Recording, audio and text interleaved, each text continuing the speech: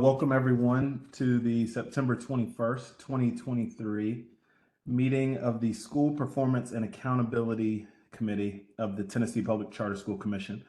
Before we begin, I want to recognize the Commission's General Counsel, Ashley Thomas, to provide the statement of necessity for today's meeting. Ashley. Thank you, Chairman. This committee meeting includes an option for the public's participation via a link available on the Commission's website. TCA 844-108 allows for a governing body to allow participation by electronic means of communication where a physical quorum is not possible. As committee business requires a decision prior to the regularly scheduled October meeting, the necessity of electronic participation is for the committee's deliberation and action on items as set forth in the September 21st, 2023 agenda. All votes of the committee shall be by roll call.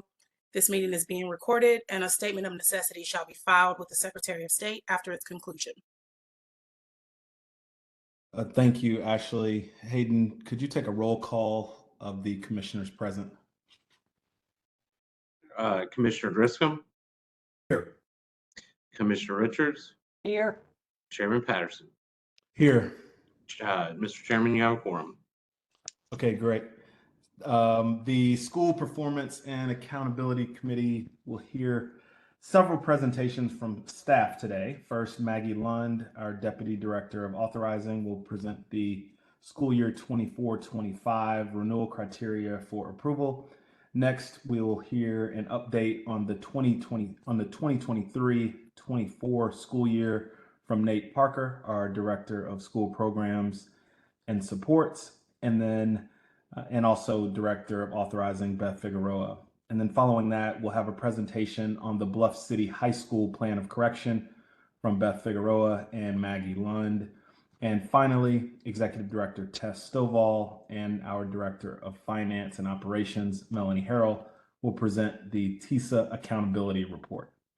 Commissioners, do we have any questions or comments on the agenda before we vote to approve? Move its approval. Second.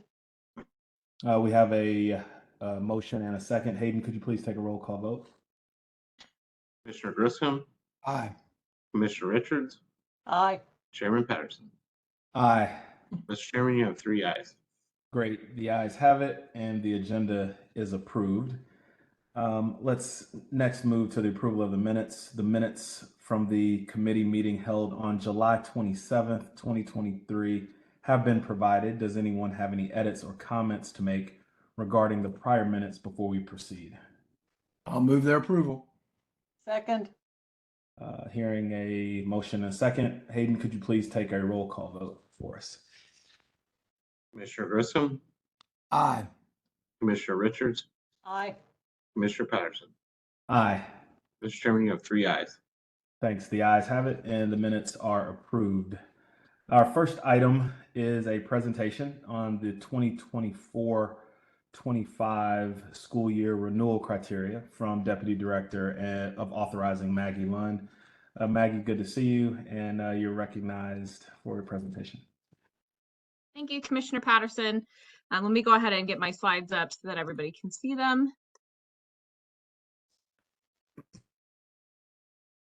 All right, should be good to go here. We are going to be talking about the renewal criteria for 2024. And as you all know, we currently have 2 schools that are going through the renewal process in this round, which is Promise Academy, Spring Hill, and Lester Prep, which we actually just completed the site visits, the renewal site visits for those schools this week. So it was really great to be in the schools with the leadership and the teachers and the students. But at this time, all renewals that we've worked through and will work through are for our ASD transition schools. And given the unique nature of those schools that are transitioning to the commission from the Achievement School District, the commission adopts specific renewal criteria for those schools that are contextualized. So some of the ways that we contextualize these renewal criteria are to use publicly available data, given that we have not been the authorizer for the school for the entire 10-year term. So we often have limited information other than what's available publicly.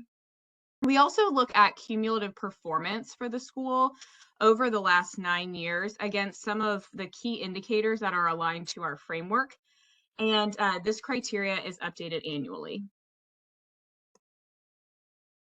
So the upcoming renewals for the 2024-2025 cycle are Libertas School of Memphis, Lead Neely's Bend, and Cornerstone Prep Denver. So we'll have 3 schools that are going through the renewal process in the next cycle.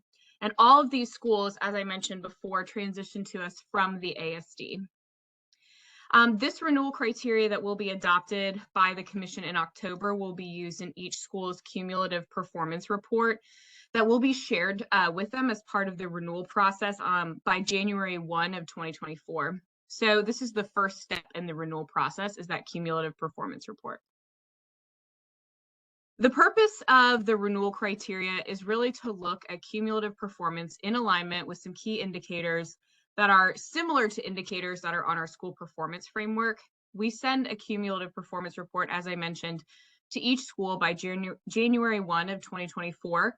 And this report not only has a spreadsheet of all of the cumulative data that's publicly available over the last 9 years, but also includes a document that outlines the school's performance in alignment with the renewal criteria. So that document, within that document, we determine any off-track or on-track statuses for each indicator in alignment with the data. And the school is expected to speak to any off-track statuses on the renewal criteria report within their submitted application, which is due to the Commission April 1st of 2024. As part of our process, ahead of adopting the renewal criteria for the next cycle, we surveyed 4 of our current Commission school operators for their feedback. They reviewed the criteria and provided feedback. And then what we did was we redlined the previous criteria with suggestions based on their feedback. So all changes and proposed updates are included within the redline document that we've provided to you today. But just as a general overview of some of the changes that were made to the criteria is that we've added an introductory paragraph for the renewal criteria document, explaining its purpose and the use of the criteria. We also updated the key within the document that has information that provides some historical context around testing interruptions, the pandemic, et cetera. And so we've updated that with the appropriate years for this next cycle. And finally, we updated the chronic absenteeism indicator to include pandemic-related trends and context. But just want to note overall that there were no major changes to the criteria themselves. Both Commission staff and operators felt that they were a fair evaluation of performance over time and are reasonable when we're looking at cumulative performance. So next steps are to vote to recommend Commission approval of the 2024-2025 renewal criteria at the October meeting.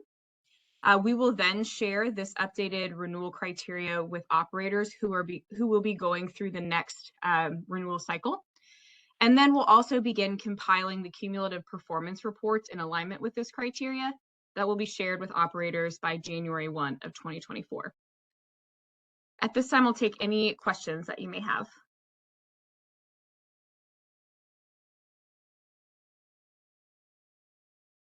Thanks, Maggie.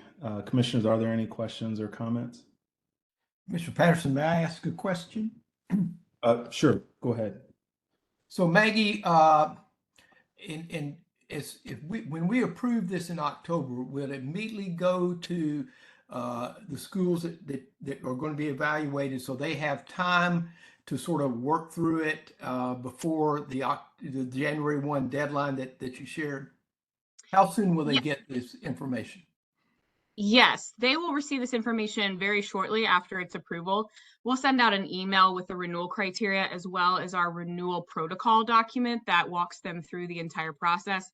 And we'll also hold one-on-one meetings with each school operator in the month of November to make sure that they fully understand all the details of the renewal process along with the criteria prior to us actually sending them the cumulative performance report in January, which really kicks off that process. Thank you. Thank you, Mr. Chairman.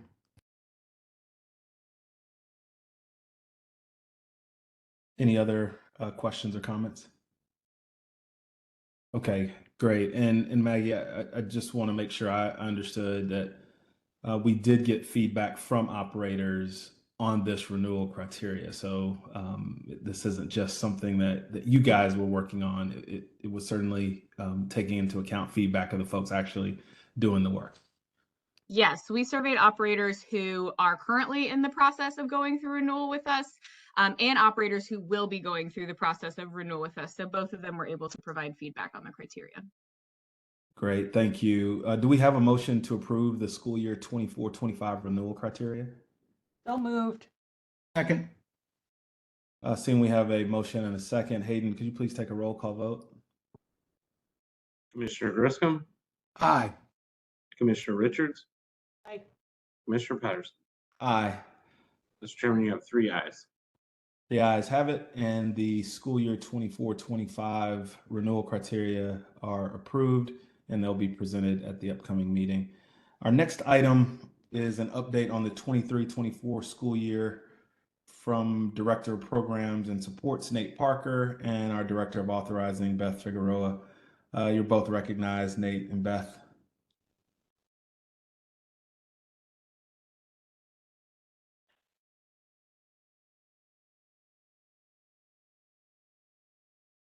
Thank you, Chair Patterson.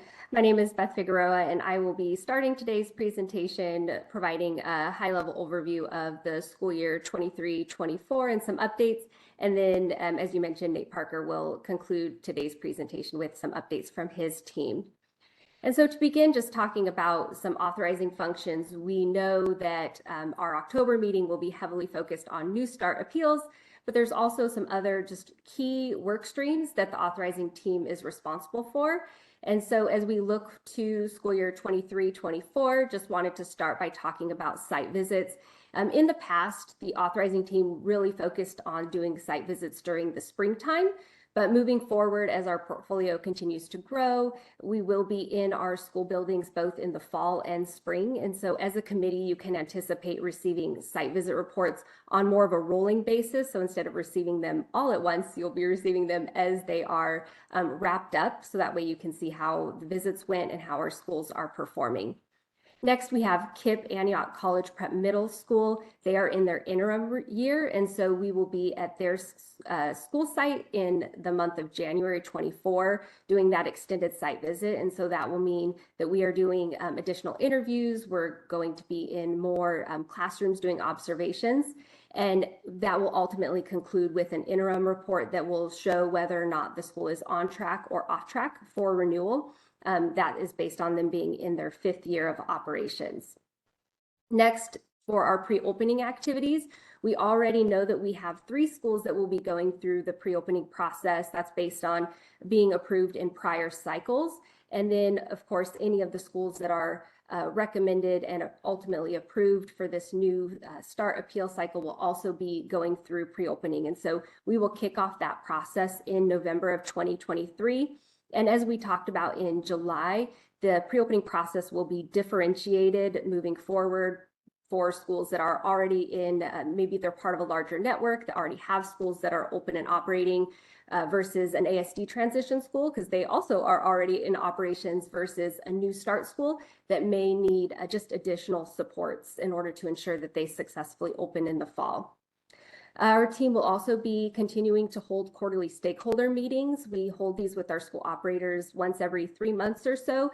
And during these times, we provide them with legislative updates, just updates from our LEA team. It's a really meaningful time. And we did in-person meetings in July, and that was really just a beneficial time to connect with our school operators. And then lastly here, school accountability data. We have some preliminary data, but at this point it is under embargo. And so just as an update, you can anticipate receiving a full update as a part of the January 24 meeting. We'll be able to report out how our schools performed based on our school performance framework.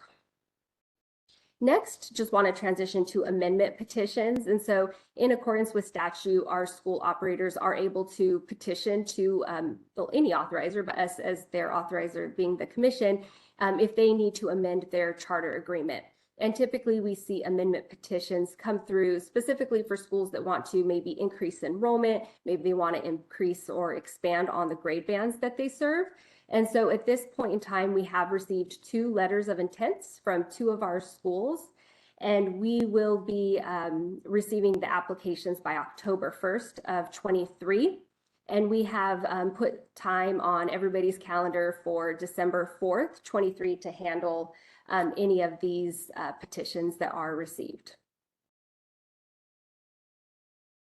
Next, transitioning to third grade promotion data. When we met in July, we were able to provide some high-level preliminary information to you all, but now we have a lot better picture of how all of this shook out. So just as the reminder, pursuant to Tennessee Code Annotated 49.6.3115, third graders shall not be promoted unless they demonstrate proficiency on ELA TCAP.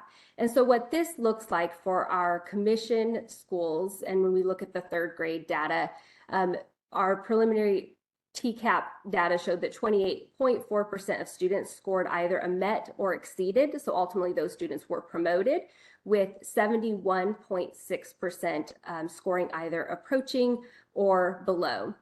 And so as we look at that 71.6%, they're going to fall into just different buckets. And so of that, those students, we have students that were ultimately able to be promoted to fourth grade without additional requirements. And that's because they went through and did additional work, such as summer school, retaking the TCAP, etc.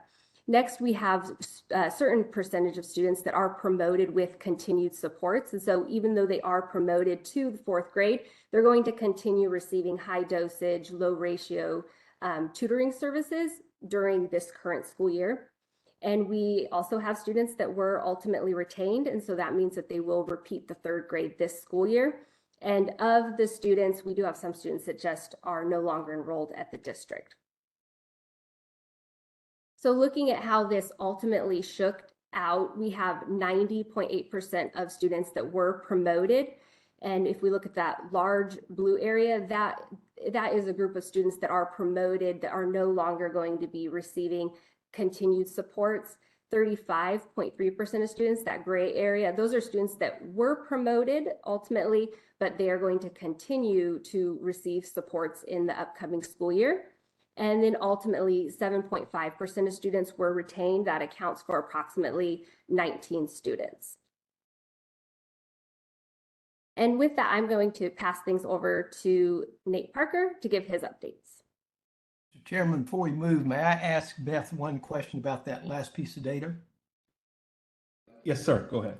Thank you. So Beth, when we look at those that you identified who have to have continued support to continue on the path, what mechanism is in place? Because I'm thinking about this in terms of the legislature coming back saying, okay, let's now look at those students who we allowed to move forward but still needed, some additional support.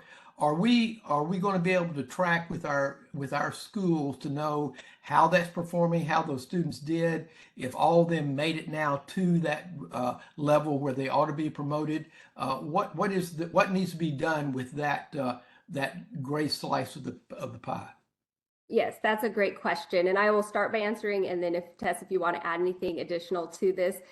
So as an authorizing team, we have hired a data person on our team who is currently working very hard to dive into the data and see what types of information we can pull. And so that is definitely something that we as a team will see how we can continue to track and monitor those specific students and to see how they perform moving forward.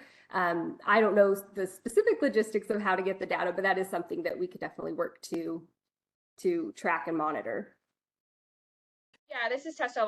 I'm happy to build on to that. So Commissioner Griscom, the Department of Education made all districts, including us, submit a report that by student identified had they been promoted, retained, promoted with supports, et cetera. So we know by student the cohorts of students within our district that are promoted with supports and meeting the tutoring. Next year, we will be required to produce an additional report as a district on whether or not those students who had the tutoring met the adequate growth required to be promoted to the 5th grade. Adequate growth, at least that I'm understanding, has not been defined by the Department of Education yet. But once it will, then we will go student by student to determine whether or not that adequate growth has been made on the 4th grade TCAP in order to promote them. So I think, it was a pretty heavy lift that Rebecca took to get individual student data and submitted that to the Department of Education, but this now allows us to have really drilled down information that will ultimately be reported to the department and then shared with the General Assembly about how those students did with those 4th grade supports.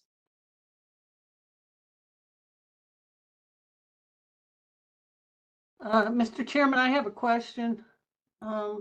It has been reported here in Shelby County that there were 7,000 third graders who were in the category of either approaching or below on the TCAP. And after their summer program, all but 70 of them were promoted, which is a percentage which is well below the percentages you show here. Do we have some sense of how we're going to compare with the districts across the state as far as a percentage that ended up being retained? Because I'm concerned that we're going to be far higher than many other districts, which would not be a good outcome with respect to our program, the efficacy of our summer program. Commissioner Richards, that data is not public yet from a statewide perspective, because the districts just had to turn in individual data September the 1st to the Department of Education.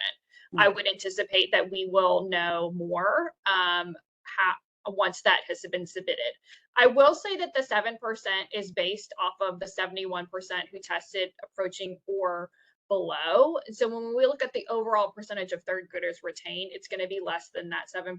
If one of my math colleagues can do a quick math, it's going to be less than that. Yeah, no, the Shelby County numbers were 7,000 were either approaching or below, and all but 70 of them were promoted. So it's an apples to apples comparison as this is described. And I would say, in order to be promoted, a student had to have attended 90% of the summer camp, and make adequate growth. And so what we have seen is that the students who were retained simply didn't take, either their parents went ahead and opted to say, yes, we want to repeat 3rd grade, or they didn't participate in the summer camp requirements.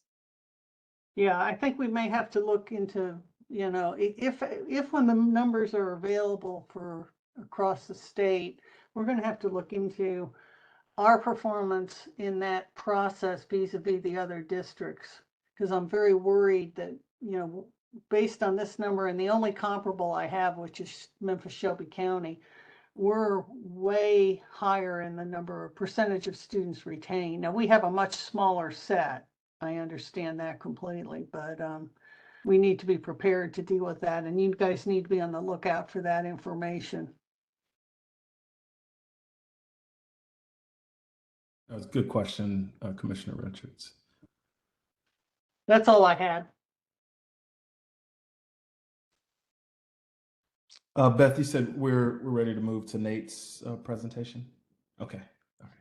Great. Thank you so much. I'll be providing our updates today regarding the Charter Commission's school programs and support team. And I'm going to begin with our results-based monitoring update for school year 23-24. The Department of Education identified the Commission for Level 3 results-based monitoring for fiscal year 24, current school year. In prior years, the monitoring process required the Commission to complete a self-assessment and then respond to any findings. Level 3 monitoring is more intensive. It requires a more thorough review of our pre-work and document submissions, a full day of in-person interviews of our district staff, as well as 2 school site visits. For this school year, Lester Prep and KIPP Antioch Middle School were selected for those site visits. I will serve as the primary contact for our monitoring process this year, and I'll continue to provide updates to our team as well as the Commission throughout the year. The department has identified the week of February 12th, 2024 as our monitoring week. So we're still in the very beginning stages of preparing for this monitoring site visit in the spring. But like I said, I'll continue to provide you updates on our efforts as we prepare. Next, I'll provide an overview of our district supports for school safety, as well as ongoing funding opportunities for our schools. As a district, the Commission performs several school safety functions, including creating and reviewing our district and school level emergency operation plans, the required submission of monthly monitoring of school drill logs, and supporting our schools with accessing school safety resources and trainings. The Commission staff reviews our school safety compliance as part of its pre-opening checklist. And this year, the Commission staff is incorporating school safety checks as part of its annual site visits. And I was actually able to do that for the first time this week. Commission staff is reviewing 2023-24 school and district security assessments to determine areas where the district can provide additional support to schools and prioritize school security standards. So for example, on our report from this past year, all schools met having exterior doors closed and locked when staff members were not present. They are all self-closed, locked properly, and are compliant with codes. So we will regularly assess these prioritized standards during our school visits, whether it's a formal site visit or an informal visit. Additionally, our schools are currently working on their public school security grant applications. These are due at the end of this month, September 29th, and the Commission will assess how the funds are being used by schools at this time. Charter schools can actually apply to this grant directly via the department, but their funds that they request must be tied to needs based in their school security assessment. Additionally, numerous schools reached out to the Commission regarding challenges of securing an SRO through the statewide School Resource Officer Program grant. Many charter schools have expressed their interest in this grant, but the restriction on securing an SRO through local law enforcement has impeded our schools' ability to secure these funds. However, during the August special session, the Tennessee General Assembly passed an appropriations bill making available an additional $10 million for public schools, including charter schools, unable to secure an SRO. So the department has not yet shared a timeline for when and how these funds will become available and which schools will be eligible to apply, but we will continue to track progress here and support our schools as next steps become available. And finally, my last update for today is regarding our transition to TN Pulse. The department rolled out TN Pulse on July 1st of this school year, which is an online platform that contains student records serving special populations, including IEPs, ILPs, LPDs, and 504 plans, A lot of acronyms in education. ILPs, for your reference, are individualized learning plans, and these serve our English learners. And then ILPDs are individualized learning plans for students with characteristics of dyslexia. The rollout has been challenging as districts and schools across the state have struggled to gain access to the new platform, as well as transferring student records into the platform and then other just ongoing technical issues. Additionally, students who are transferring into a school lack the data needed to create their ILP. This is a particular challenge for any school that transitioned from the ASD into the Commission this school year. In response, the department has delayed its first wave of IEP compliance monitoring by 1 month to help provide districts more time to complete records transfers, as this is an issue that's impacting every school and district across the state. The Commission continues to provide direct technical assistance and is seeking ways to add additional capacity to our team, including a short-term contracted role solely to assist with the increased volume of technical support needed for TN Pulse. And just an update here, we've actually identified a potential candidate and are working to draft that contract currently. At this time, are there any questions that I can address before we conclude our LEA update presentation?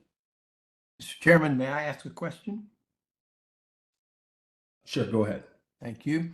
So Nate, we know that there have been other issues with ASD schools and just from a data standpoint. So when I saw your slide before, are we able to go back and recreate that? Or are we going to have to go back and sort of share that, you know, this data just isn't available? And so what is the answer there? Because I'm asking it because I know we've had other information gaps from ASD schools, you know, in terms of academic performance and things like that. So What do you see, and do you think are we going to be able to find this information for those schools to comply with this? That's a great question. So I think this process in general is newer for the commission. This is only our second year having schools transfer from another district. So already this is something that our team has identified, and our special populations coordinator, Katie Bridges, is working on creating both assistance for schools who are transitioning to the district, kind of a how-to and a step-by-step process to assist them with their kind of unique transition. This is also something that we are aware of in the future as other schools transfer to the commission from other districts, that we will know to reach out long in advance to department, just make sure that essentially all of our ducks are in a row, and that we can avoid potential any issues that are on the side of securing their new email address and helping them log in advance. So we've already taken steps to ensure that the process will roll out smoother for next year. Tess, I'm not sure if there's anything else you want to add in terms of other data gaps, but like I said, we're constantly trying to improve our processes, and this is an area we've identified a couple of steps we can take next year to help future schools. Thank you, Nate. I think it's good for the commission to know that the unique challenge that operating as a school district has, because anytime that we have a student transferring in, it is transferring into a new school district. And so that is a challenge for any of our schools that are opening in middle school, right? Like if you think about a Tennessee Nature Academy as an example, they're opening with 5th grade. And so in a way, we're seeing similar challenges with transferring of files between districts. This is not something that's unique to us, but it adds time to the process. And so I think we continue to learn and continue just to back out our timeline further and further back to make sure that as much as we can, that data is in and schools have what they need earlier and earlier. Unfortunately, that means that a lot of work at the school level and at our level has to be done, mid-July to the end of August, early September, to get data really clean and students input accurately in order to pull and kind of, create IEPs, create ILPs, et cetera. This is kind of, to a certain extent, just a unique challenge of transferring school districts. And I'll also add, thank you, Tess, that our teams, both my team, Melanie's team, Beth's team, we're in constant communication with one another. And so as issues come up, we are ensuring that our procedures internally are aligned to assist and avoid, again, any additional challenges for new student records in the future. Any other questions?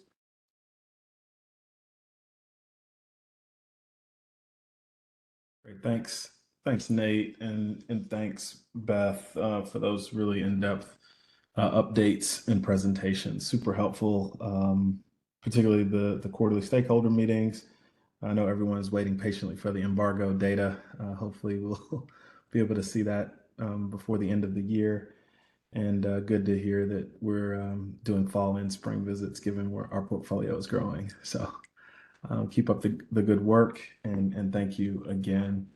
Next, we have a presentation on the Bluff City High School Plan of Correction from Beth and Maggie.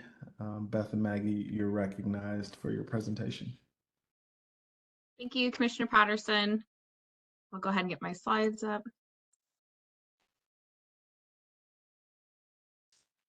Okay. I am going to be talking to you today about an update regarding the Bluff City Plan of Correction. So to provide some background of what we are discussing today for Bluff City, I'm going to provide some kind of historical context here. So in August of 2022, as a result of their 5-year interim review, the commission voted to place Bluff City on probation in alignment with our intervention policy. And the probationary notice that we provided included reasoning for continued failure to meet performance targets on state accountability, their charter contract, or performance frameworks. We then met with the school to review the plan of correction and requirements and reviewed at a high level areas of deficiency for the school. We then worked with the school to create improvement objectives that were in alignment with our school performance framework. And then the school then took those improvement objectives and created a corrective action plan for them to execute over the course of a year.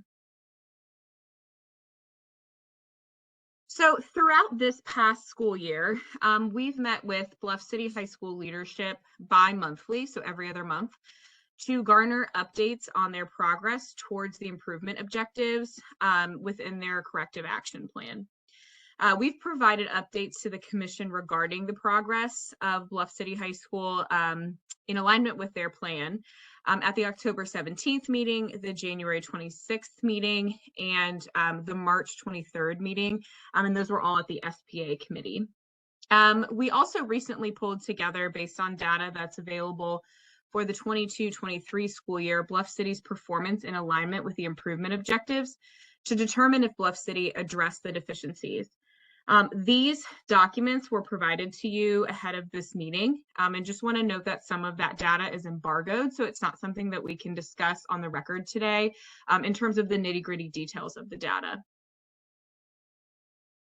But here you can see the areas of improvement that were outlined through the interim review process, along with the improvement objectives that were designed in collaboration with Bluff City leadership. So really where the areas of improvement lie are surrounding cumulative progress towards academic goals. And we chose to focus improvement objectives surrounding academic achievement and growth in ELA and math. Additionally, looking at some internal assessment data, and particularly when it comes to RTI, looking to see that there are students that are moving through tiers within the RTI program. So students who are improving performance such that they're exiting those lower level tiers. And then we also wanted to look at composite ACT score. Some additional pieces that were areas of improvement include chronic absenteeism, their suspension rate, and then also enrollment trends year over year. So these were the indicators that we got updates from the school every other month on in alignment with those improvement objectives. I also, in addition to the information that you were provided, I also want to note some other pieces that are important to think about when we're looking at progress within their probationary status. In the 21-22 school year, Bluff City was identified as a CUSP school for priority status, which basically means that the school fell into the bottom 10% of overall achievement of high schools. We are still awaiting the priority list designations for school year 22-23 data. We don't anticipate that to come for some time, but did want to note that they were identified as a CUSP school for the 21-22 school year. One thing I can share with you is their TVOS data for school year 22-23. Bluff City was identified as a TVOS 1 composite and a TVOS 3 numeracy and literacy composite. What that basically means is, in regards to our school performance framework, what they will be held to is a composite TVOS score of a 1. The literacy and numeracy piece I include because that's looking at growth specifically in math and ELA EOCs for the high school. So they were higher when it looks at those two subjects in particular, but when looking at the composite, they did score a TVOS 1.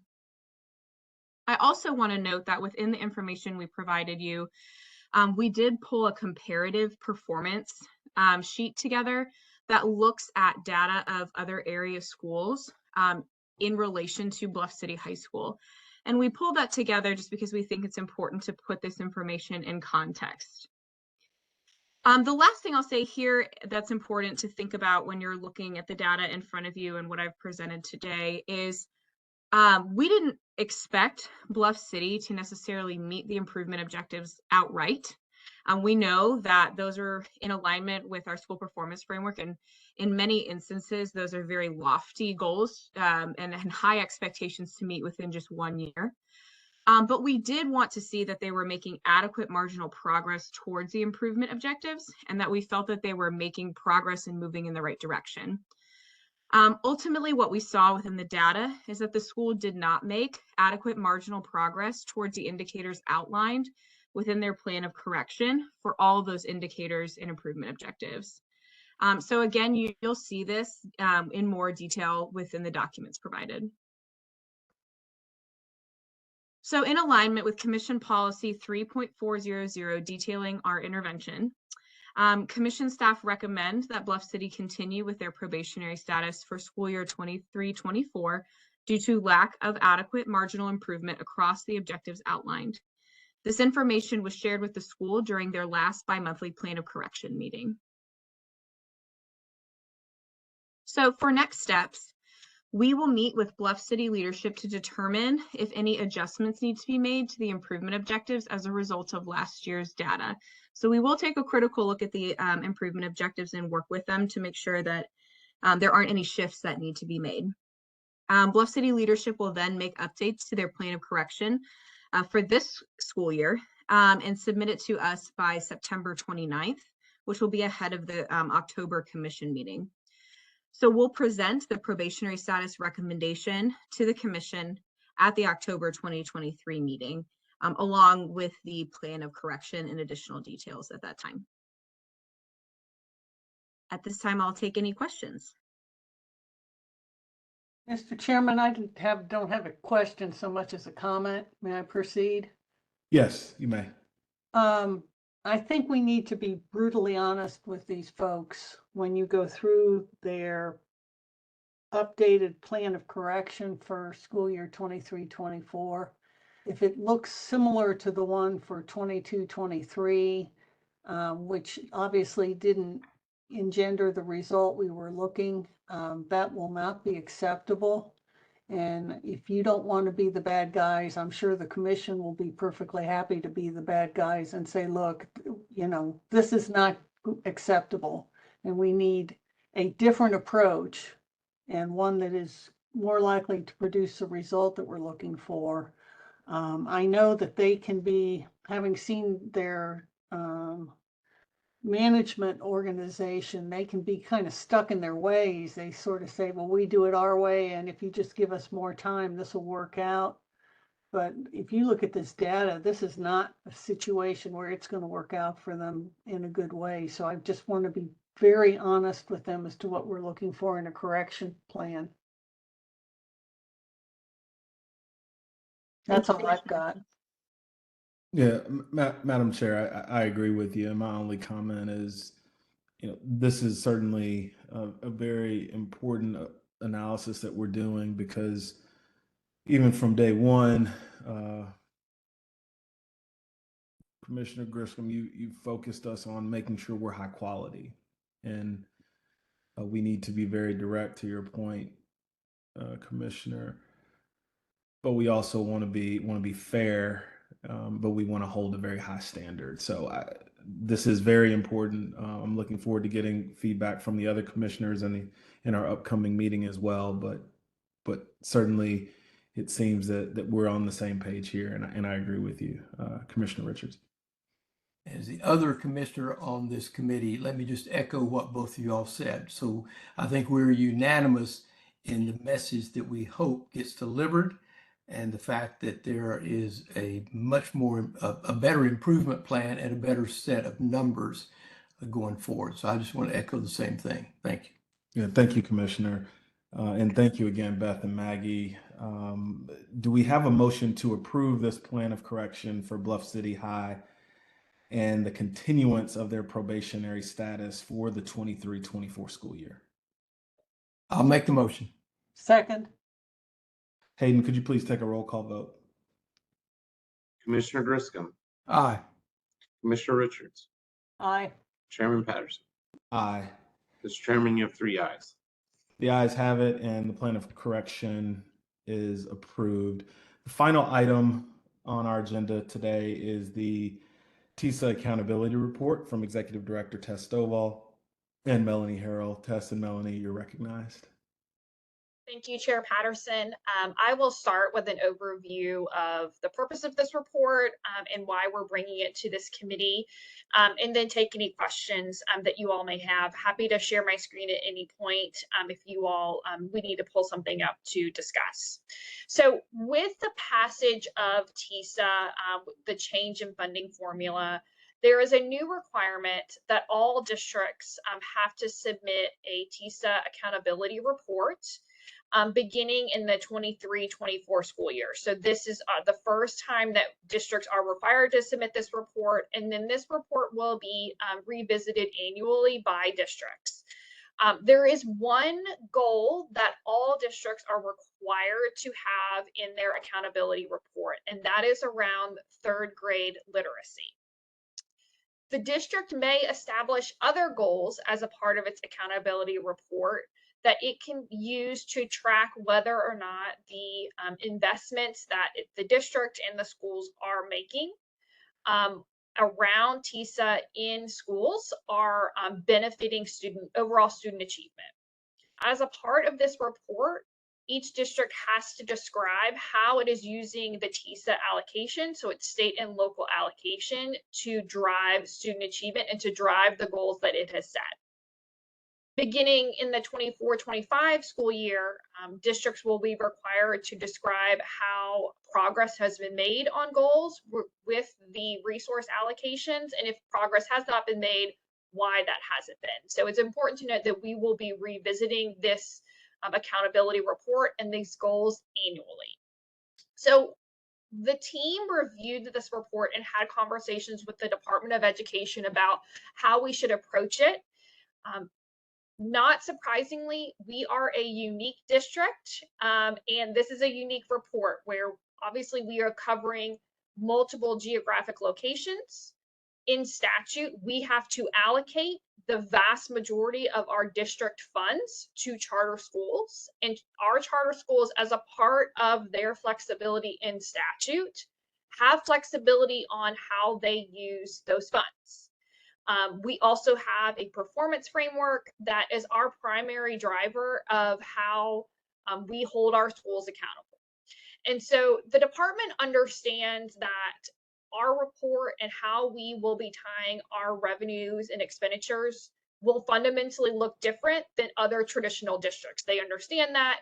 And so what we will do is we will build out an explanation of how our funds are flowing, how we hold our schools accountable to academic outcomes, but understanding that we do not have the prescriptive nature of deciding programs, assessments, et cetera, like a traditional school district does.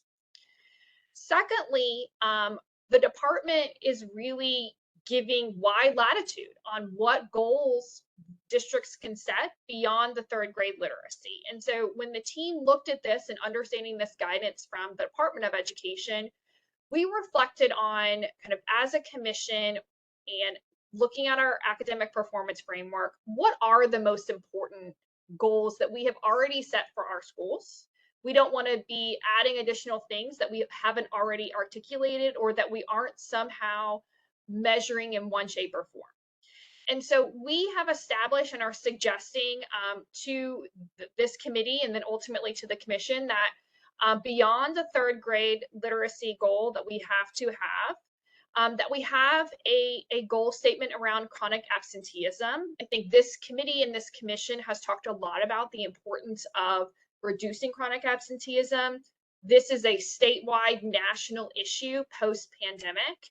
And so we felt like it was really important for us to continue to monitor chronic absenteeism. One thing that we are suggesting as it relates to that goal is to split out and have a goal that's specifically for our K-8 grade band schools and a chronic absenteeism goal that is being measured at our high schools. We understand that high school chronic absenteeism is a different bear than when you're dealing with a K-8 chronic absenteeism. Both are important, but it's also important for us to really disaggregate those two grade bands to identify where are things working well and where are things potentially that we need to lean in and have additional supports to schools.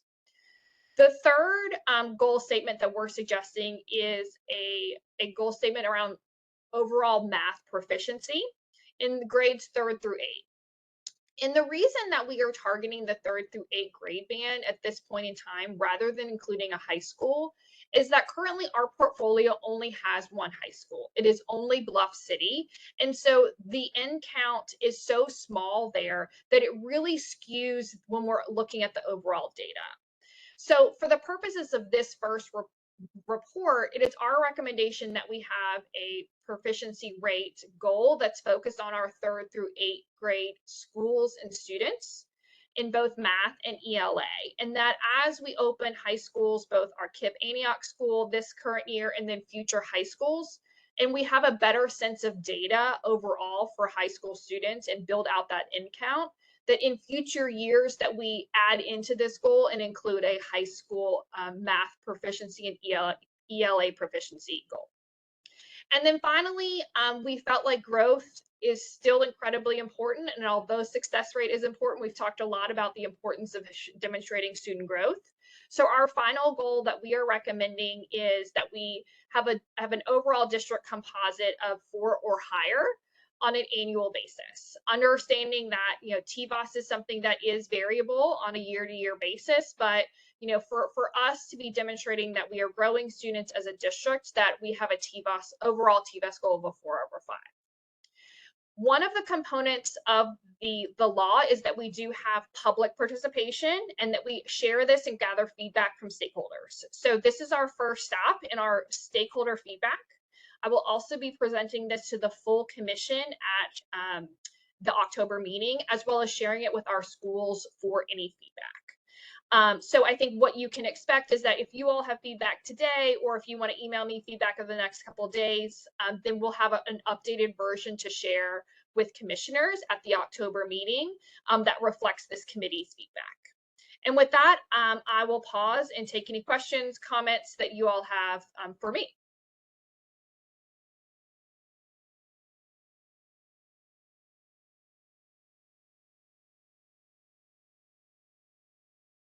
Commissioner Richards, I think you may be muted. Okay, I'll try it again. I can't figure this thing out. Go ahead. I don't have a question, but I do have a comment. I thought these goals were quite good because they are quite concrete. And I don't know if that will be the approach taken by other districts, or if this will become a process of not having such a definitively measurable set of goals, but this is very measurable. I commend you for your goal on chronic absenteeism. I sound like a broken record on this, but if they aren't in school, they aren't going to be able to improve and achieve. And so I think that's so fundamental that after the proficiency on the 3rd grade ELA TCAP, it is the most important thing that we can focus on and deal with our operators on, because that's where we've got to improve a lot. Other than that, I am okay with using what is sort of a mathematical approach to the year-over-year goals. I'll be interested in the feedback from our schools to see how they feel about that. I like that the first goal, we're going from a situation where we know we're at 28% to 34%. That looks realistic to me, but there are people who are much more knowledgeable who will take a look at this and tell us if that's realistic or not. But I think when you put out a goal, you don't want to set it so high that people just throw up their hands and say, there's no way we're going to get there. And I think if we went to a higher number, say 44 or 50% on year 1, we would probably get some pushback in that area. So I'll be interested to see what our operators say. But all in all, I'm very supportive of this. And quite frankly, I'm supportive of the DOE for holding everybody accountable. I mean, there is a lot more money coming into the schools, and I don't blame them for wanting to see some results.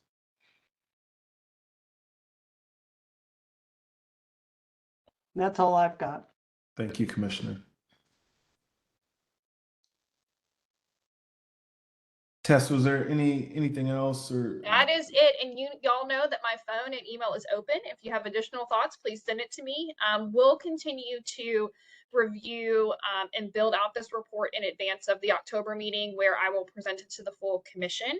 I do want to give a special thank you to Rebecca Ladebor, our data accountability coordinator, when I threw this report at her and said, read the guidance, we got to figure something out. And she did a phenomenal job. We went through many revisions before we got to this point. So just thank you, Rebecca, for all of your hard work. And I look forward to additional feedback that you all may have. And that's all I have, Chair Patterson. Great. Melanie, anything to add? Nope, I think Tess got us covered. Okay, all right, great. Well, thank you all for your attendance and participation at the meeting, this meeting of the School Performance and Accountability Committee of the Tennessee Public Charter School Commission. At this time, I'd like to ask if there are any final comments prior to adjournment. Commissioner Patterson, may I make one comment, please? Yes, you may. I just want to say it's great from the back bench seat I have now to watch the transition in progress and working. Again, I want to, on the record, thank you for agreeing to be chair of this committee. In a couple weeks, Chris will be chairing the overall commission. And we had an opportunity today to actually physically see and welcome Lauren Smith to the commission. Glad you're here. Looking forward to seeing you. And the last thing, Commissioner Patterson or Chairman Patterson, I'd like for you to do for me. At our last quarterly meeting, Commissioner Smith talked about he was tired of seeing what was behind me on my wall. And you and Chris and everybody else on this call can tell Eddie in a couple weeks you saw behind me, and guess what? Darth Vader's not there anymore. So I do have visual confirmation, Commissioner. You are correct. thank you. Thank you very much. And again, appreciate your service and truly an honor to serve with you and with Commissioner Richards. I'm really excited for her leadership, and I'm excited for this committee. I must say the pace of this committee is a bit longer than my previous committee assignment. So, but I'm certainly excited, and this is really important and great work. And I do want to note that I listened into Commissioner Tudor's chairmanship of my previous committee responsibility, and he may have beaten my previous record in terms of time. Well, with that, is there a motion to adjourn? I'll so move. Second. Hayden, could you please take a roll call? Commissioner Griscom, Aye. Commissioner Richards, Aye. Chairman Patterson. Aye, the ayes have it. The next meeting of the School Performance and Accountability Committee meeting is scheduled for January 25th, 2024. We stand adjourned. Thank you all. Thank you all. Thank you.